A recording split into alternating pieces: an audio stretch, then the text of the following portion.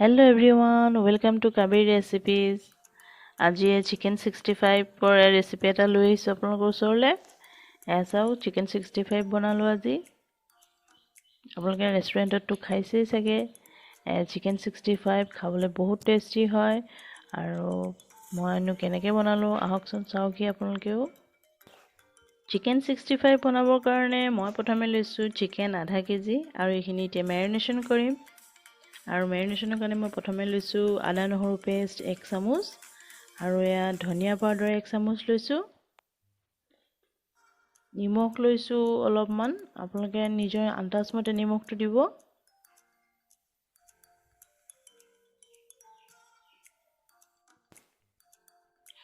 আৰু এই black paper জালুকৰ গুড়ি দিছোঁ 1 চামুচ আৰু ইয়াতে মই দিম কাশ্মীৰী ৰেড চিলি পাউডাৰ 2 চামুচ।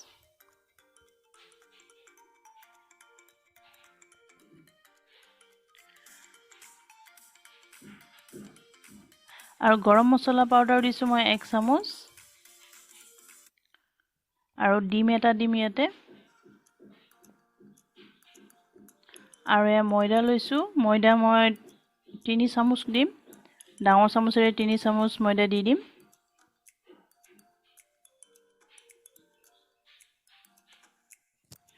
আৰু এতিয়া ইয়াতে কৰ্ণফ্ল'ৰো লৈছোঁ, কৰ্ণফ্ল'ৰ মই 1 চামুচ দি দিম। আৰু ইয়াতে এতিয়া মই এটা নেমু লৈছোঁ, নেমুটোত বহুত ৰস আছে গতিকে প্ৰথমে আধা ফাল দিম। এই আধা ফাল জোখৰ ৰস লৈ লৈছোঁ, বাকীখিনি পিছত আকৌ লাগিব।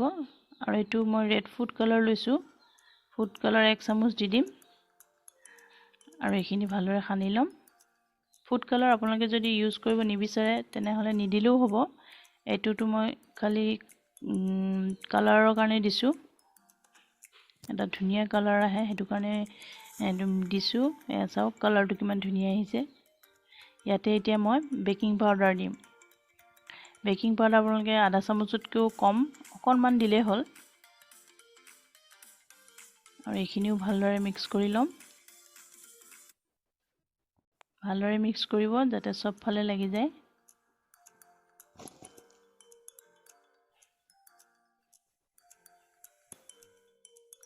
এয়া চাওক মই আপোনালোকক ওচৰৰ পৰা দেখাই দিছোঁ, দেখিবলৈ কিমান ধুনীয়া লাগিছে নহয়নে? ৰেড ফুড কালাৰ দিলোঁ যে সেইটো কাৰণে। আৰু এইখিনি এতিয়া মই 1 ঘণ্টাৰ কাৰণে ঢাকি থৈ দিম।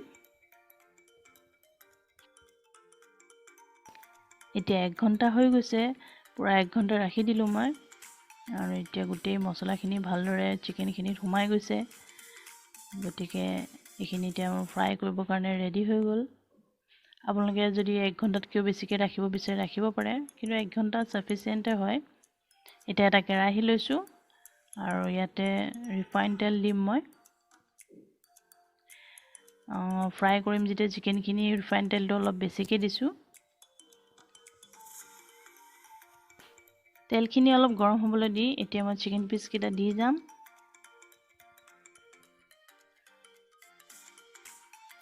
এক পিচ কৰি মই দি গৈছোঁ। বহুত বেছি একেবাৰতে দি নিদিব, নহ'লে ইটোৰ লগত ইটো লাগি যায়, পিছত ভাজিবলৈ দিগদাৰ হয়। গেছটো মিডিয়াম ফ্লেমতে ৰাখিব। আৰু এই দেখিছেনে মই ইমানখিনি দিছোঁ প্ৰথমে। এয়া মই অলপ আঁতৰাই দিছোঁ চিকেনৰ পিচকেইটা, নহ'লে লাগি গ'লে দিগদাৰ হয় ফ্ৰাই কৰিবলৈ। আৰু এইখিনি এনেদৰে অলপ সময় ফ্ৰাই কৰিম। অলপ টাইমৰ পাছত মই এইখিনি আকৌ উলটিয়াই দিছোঁ। দুইটা ছাইডে ভালদৰে ফ্ৰাই হ'ব লাগিব, গতিকে আপোনালোকে এনেকৈ উলটিয়াই থাকিব বাৰে বাৰে।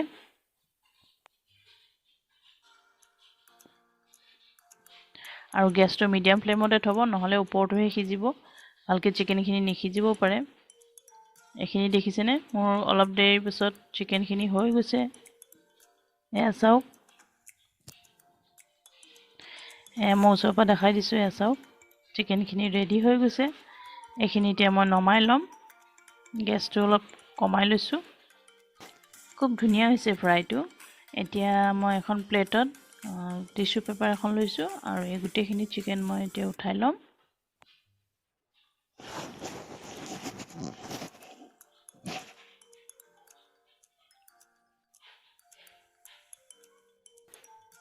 এইখিনি হৈ গ'ল আৰু বাটিত থকা বাকিখিনি চিকেনৰ পিচকেইটাও মই অলপ অলপকৈ দি ফ্ৰাই কৰি ল'ম এইখিনি ফ্ৰাই কৰি ল'ম গোটেইখিনি এয়া গোটেইখিনি চিকেনৰ ফ্ৰাই কৰা হৈ গ'ল মোৰ চাওক কিমান ধুনীয়া লাগিছে নহয়নে কালাৰটো খুব ভাল হৈছে আৰু চিকেনখিনিও সফট হৈছে ভাল হৈছে এই চিকেনটো এনেকৈও খাই ভাল লাগে খুব ভাল লাগে আমাৰতো প্লেটৰ পৰা শেষ হৈ যায় আজি ভিডিঅ' কৰি আছোঁ বুলিয়ে মানে আছে আৰু এতিয়ালৈকে এতিয়া মই এটা কেৰাহী লৈছোঁ আৰু ইয়াতে মই অথনি কেৰাহীটোৱে লৈছোঁ ফ্ৰাই কৰা চিকেন ফ্ৰাই কৰা ইয়াতে 1 চামুচ জিৰা দিছোঁ গোটা জিৰা তেল অলপ মই বাকিয়ে থলোঁ তেল বহুত আছিলে আৰু ইয়াতে এতিয়া মই নহৰু 9-10 ফুটা লৈছোঁ অলপ থেতেলাই দিছোঁ এইখিনি একেবাৰে গুড়ি কৰি দিয়া নাই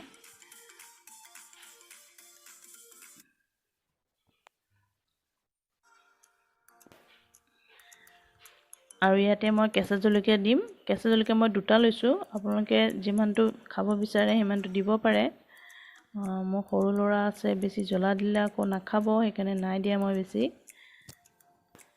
এইখিনিও ভালদৰে এতিয়া লৰাই ল'ম ৰচুনৰ যিটো কেঁচা গোন্ধ থাকে সেই গোন্ধটো যোৱালৈকে অকণমান ফ্ৰাই কৰিম এইখিনি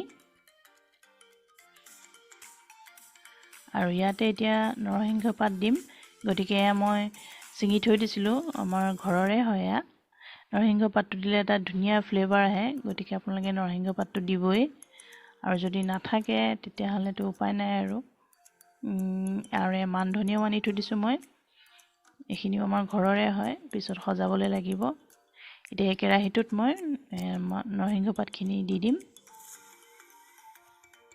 আৰু ইয়াতে টমেটো কেটচাপ লৈছোঁ মই 2 চামুচ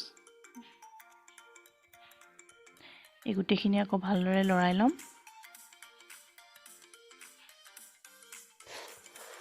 গেছটো কমাই ল'ব প্ৰথমে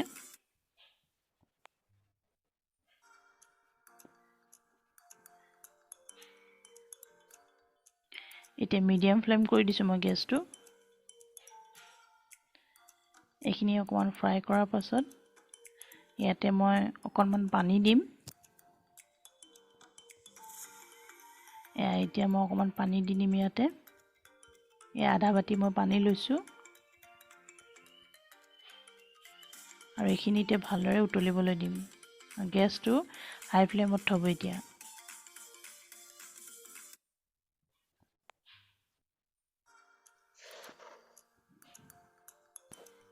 দেখিছেনে উতলিব ধৰিছে আৰু এতিয়া এইখিনি হৈ গৈছে ইয়াতে মই চিকেনৰ পিচকেইটা দি যাম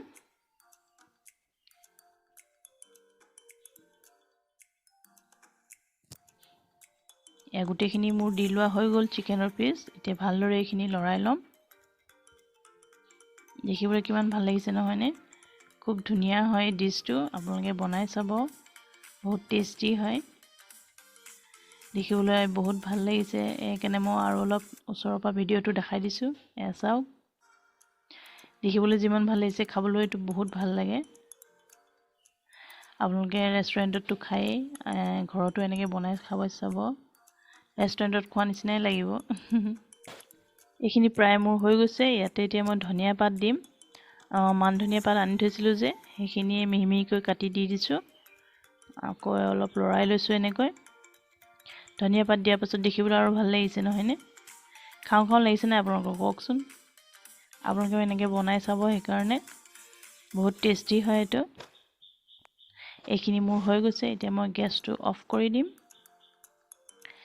এতিয়া গেছটো অফ কৰি দিয়াৰ পাছত ইয়াতে মই আধা ফাল নেমু থৈ দিছিলোঁ যে সেয়া নেমু ৰস দি দিম আৰু এইখিনিও অলপ ভালদৰে লৰাই ল'ম